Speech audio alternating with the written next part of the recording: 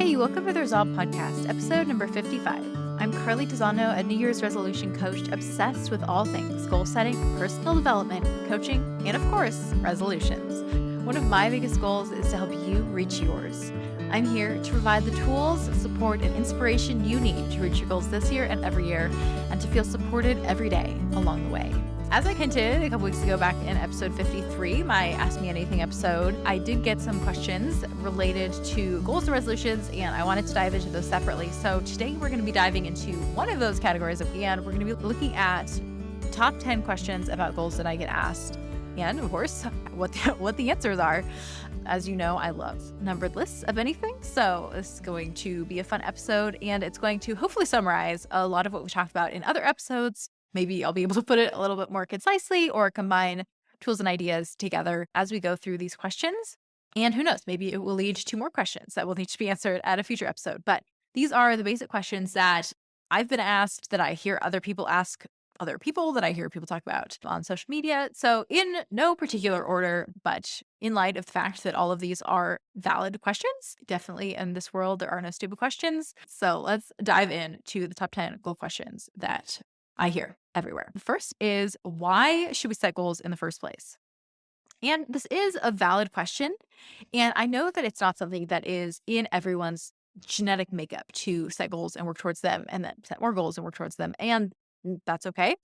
But the reason that we set goals is the intentionality that it brings to our lives. And on some level, of course, because we want to. We want to set goals, we want to do things, we want to do things in the future. And so it's natural to set goals around them to make them happen. But more importantly, I think, is the intentionality that setting a goal brings to your life, because it takes it from that level of this is just something that I want in the future to something that you are thinking about and planning for and probably taking some kind of strategic action on, or integrating into your life, or integrating these steps and pieces of what it's going to take into your life in order to get there. And setting a goal, as we talked about, is a lot like putting a destination into your GPS. And if you don't know where you're going, you have no way to know if you get there, when you're going to get there, how close you are. And it's not that your life is going to be aimless. Your life is going to probably be a collection of awesome and probably not so great moments, regardless of whether you have goals or not. But if you have goals, you have intentionally set an endpoint, or at least a direction that you're going to be heading. And that alone is so powerful because you're at least heading in the direction that you want to go. And like we talked about, even if you don't know, let's say that you want to get to Los Angeles, if you want to head in the general direction of California, you can at least start to do that.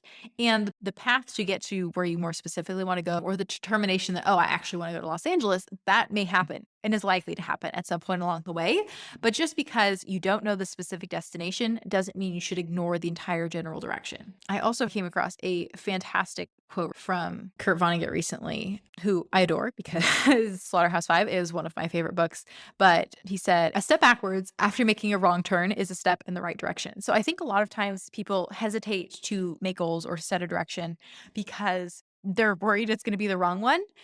But even if it is, even if you went the complete wrong direction, you were making the best decision you could with what you knew at the time. And then the first step you take in whatever direction it is you decide you want to go, when you've determined that you are heading in the wrong direction, is then a step in the right direction. And who knows, maybe it was getting you closer and you just need to shift a couple degrees in a different direction. And even if it's straight back where you came from, you were making intentional progress towards something.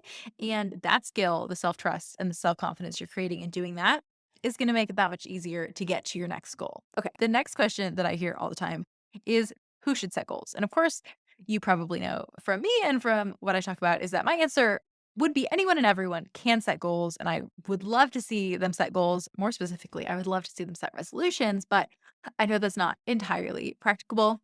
And that's okay. Not everyone needs to set goals. Plenty of people are at a time or a season in their life when it's probably not feasible, or maybe they're just trying to hang on and survive, or maybe they're really trying to thrive in the moment they're in and they like where they are exactly. They've worked hard to get there maybe, or they've ended up there and they want to really enjoy that moment. So pursuing something else or going to the next level doesn't really appeal to them. All of that's okay. But I think that for most of us and for most periods of our life, there are things in our future that we want to work towards or achieve. And not just in terms of, I want to run a marathon at some point in the future, or write a book, although that is part of it too. But I want to be healthy, or I want to be more loving. I want to get angry less often. All of those are valid goals in and of themselves. And some of our other episodes may help you break those down a little bit better or a little bit more so that you can know if you are achieving and how to work on those and all of that. But most of us have things that we want to do and people that we want to become, and goals can help us to do that. And so, if you are someone who wants something or wants to become the next version of yourself, I'm not even going to say a better version of yourself because you've worked hard to get where you are. But if you want to take the next step in your life, a goal is a fantastic way to help you do that. Okay, how do I know what goals to set? That is another question that I hear all the time. And I think a lot of it comes back to identifying those things that you want. For some of us, that's really easy. We have a very clear picture of the future. We know like the white picket fence and the 2.2 kids or what a college degree, becoming an author, starting a business, all of that. Some people have it very clearly in their mind what they want and even maybe the steps of how they're going to get there. And if so, awesome.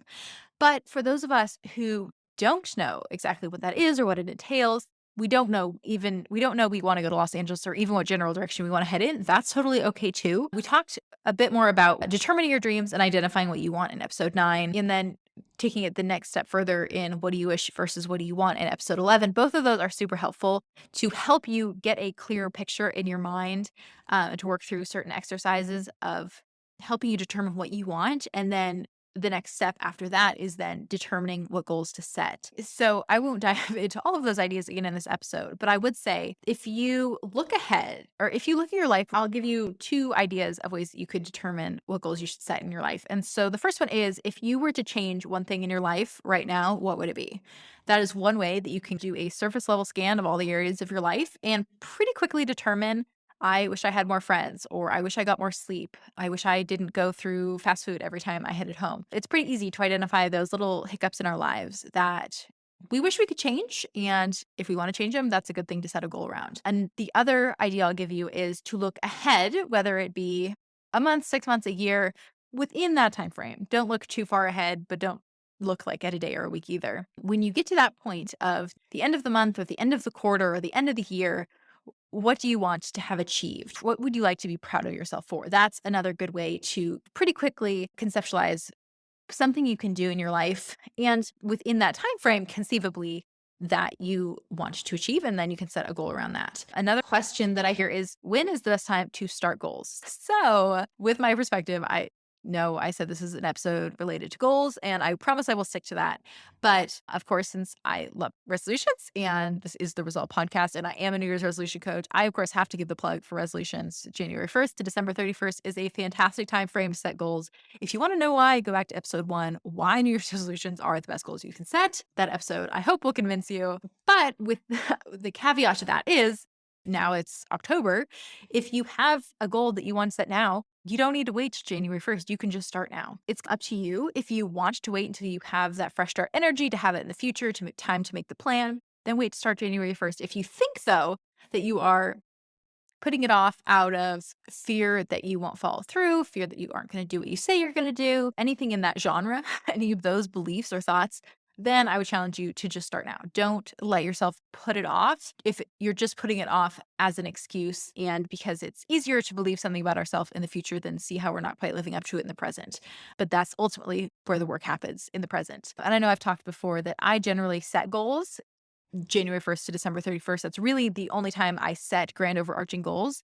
But I'm not afraid to add things into my life that I want to do. A couple years ago, I decided that I wanted to start playing tennis again because I played a lot of tennis growing up. So I found someone to play tennis with, and we don't have a super strict tennis schedule, but it's something we both enjoy and do. And it's back in my life now, and I love it. This year, it has been swimming. I haven't integrated it fully into my life on a regular basis. I don't have a habit around that either, but I have intentionally taken the opportunity to get in the pool much more this year than I have in years in the past. And I used to swim all the time. And so things that I can recognize or identify I want in my life, I don't hesitate to add them in.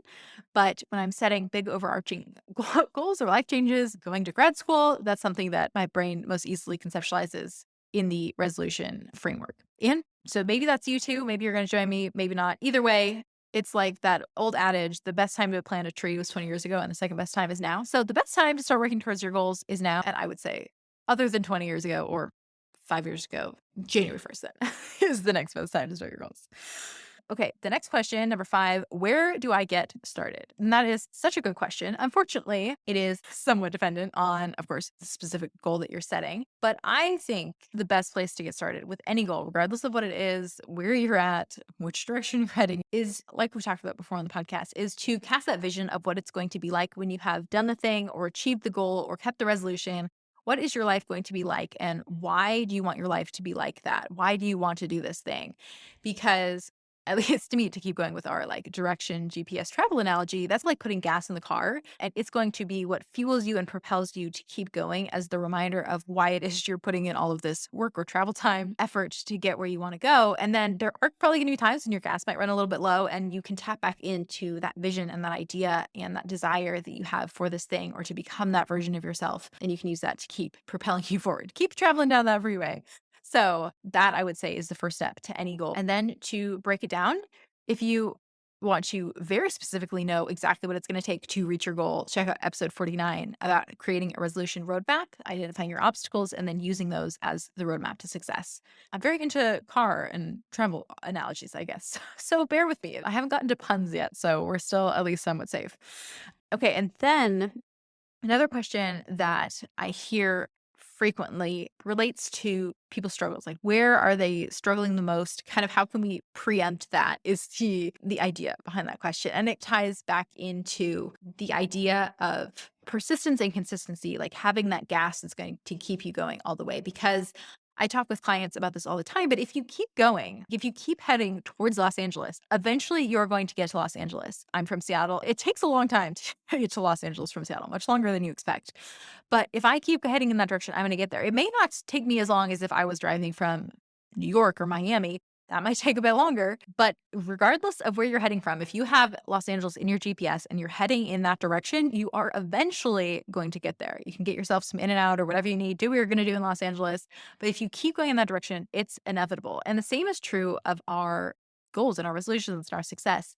If we keep going, if we do overcome the obstacles, if we do the mindset work, if we establish our belief in ourself and our ability to do this thing, and we keep trying, we don't let failure get in our way, we don't make that mean anything bad about us or our ability to do the thing that we want. If we keep going, if we persist, if we have that consistency, whatever that looks like in terms of our goal, it's inevitable. Regardless of what struggles you face along the way, that is the underlying struggle that is most likely and most often to get in our way is just the giving up, the throwing in the towel, moving on. But we have to remember then that if we're coming back to our car analogy, if we get part of the way there, however many miles that may be, if we get part of the way there and we give up or we change our mind, we are still just stopping there where we are with some progress ahead of us, with some progress behind us. And who knows where that is? Maybe a tiny town in the middle of nowhere, or it could be a big city, who knows? But that is not ultimately where you want it to be, not where you want it to end up, unless at some point along the way you decided that it is. And you are still going to be then left with determining what the direction is you want to head next or making a life wherever it is you have ended up when what you probably want is in Los Angeles and we ultimately have to just keep going and moving in that direction. That is question number 6. Question number 7 ties into that. What happens when we lose motivation or we quote unquote fall off the wagon? What do we do then? The first thing we have to do is acknowledge the possibility that can happen, right? We're probably going to stop for gas or make a rest stop along the way and like lay on the grass and give up. We've all done that, I think, with our goals at some point or another. It just feels pointless. Like, why are we even doing this? And in that moment, hopefully you're at a gas station because that is the moment I think we can tap back into the vision we created, the life that we want, why we want it, and it's going to help propel us onward. It'll keep us going. We've all heard the analogy of life is like a roller coaster. I'm all about analogies today, and they're all with motion. So hopefully you don't get motion sick. But if you think of life or working towards your goals as a roller coaster, so you have the highs and lows. If you get to a dip, if you get to the bottom and you get stuck there, that's the last place you want to get stuck. You don't want to quit in the dip because then you're just stuck there. And so it can be difficult if we have stopped there because we need quite a bit of momentum like to get going and to keep moving forward. But that is okay. By tapping back into the vision we have, the momentum, that is what we can use to push our car, start moving again, and then identifying what are those next steps that we need to take? What are the first couple of steps? Probably coming back to the resolution roadmap, your overcoming obstacles plan, figuring out maybe what was unanticipated, what you weren't expecting there, what's stopped you up, and then what you are going to need to keep going and to start moving forward. That is a great time to turn to experts too, people who are coaches regarding whichever specific goals you're working on, people who have achieved or done that thing, whether personally you know them or you know them through the internet or social media world. That is a great time to be inspired by them, to get encouragement or advice from them, because chances are they have been in that exact same spot where you are. So that is my encouragement for when we have fallen off the wagon or lost a little bit of momentum. And then another question that I see, particularly with adults, older adults and some younger adults too, and it comes back to this idea of, is it ever too late to set goals?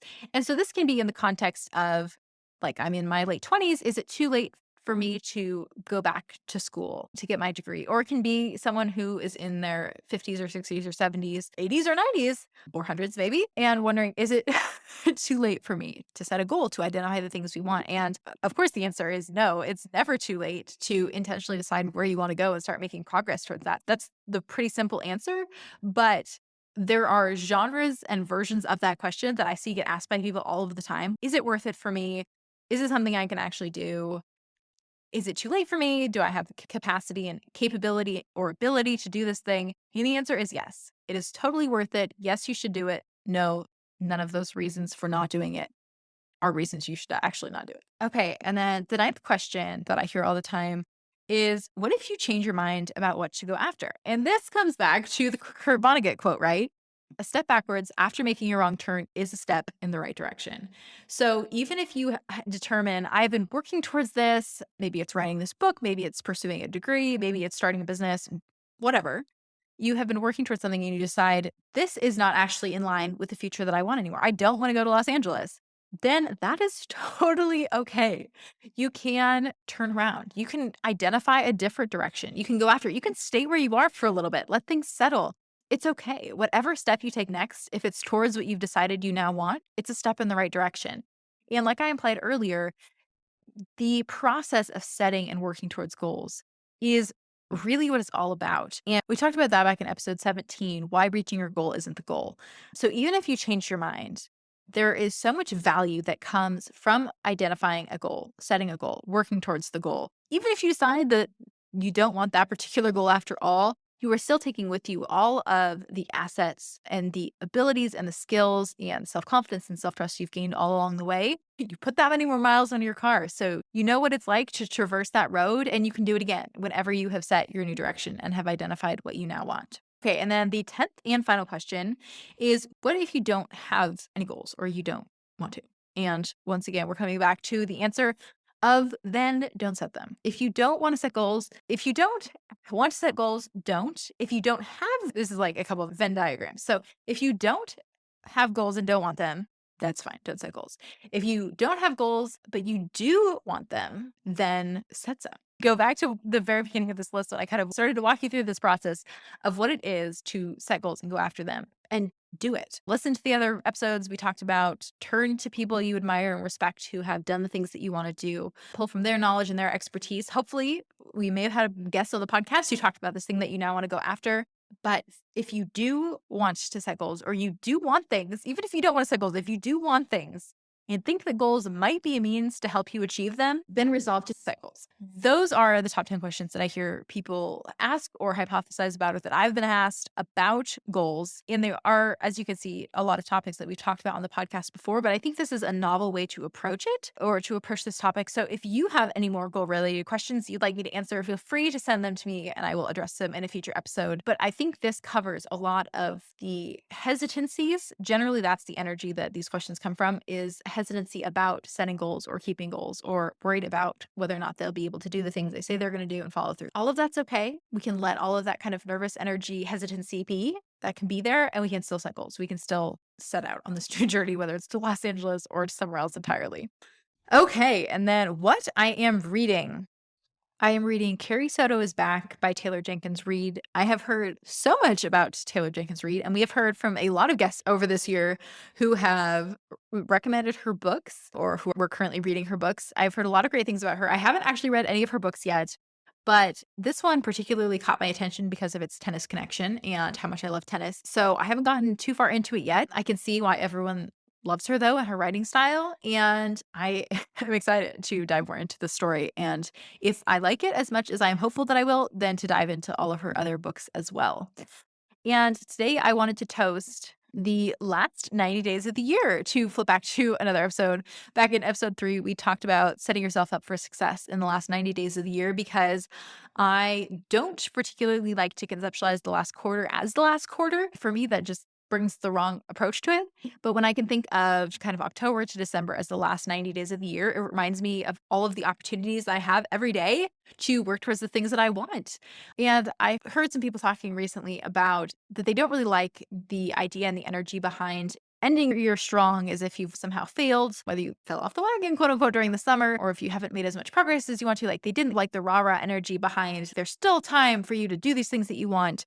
And I understand their point, but I don't approach this from that energy. And I don't think that's necessarily a healthy energy to ever approach setting goals from. And there's no shame in how your summer or the rest of your year went or how the next 90 days go.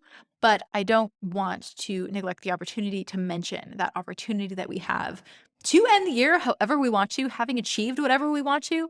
But I don't want us to get to the end of the year having not achieved the things we could because we told ourselves the year was basically over. And if you want reminders of why the year is not over, how much time you have left, go listen to that episode. I hope that you will take the answers to these 10 questions, take your last 90 days of the year to do whatever you want to with your goals.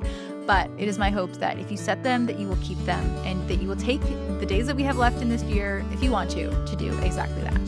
And with that, thanks for tuning into the Resolve Podcast. You can follow me on Instagram at Carly Tisano. I would love to connect with you. Don't forget to rate and review. It really helps other people find the show. And subscribe if you haven't already so that you don't miss another great episode next week. For the show notes or additional support in reaching your goals, check out carlytisano.com. Until next time, here's to all that lies ahead.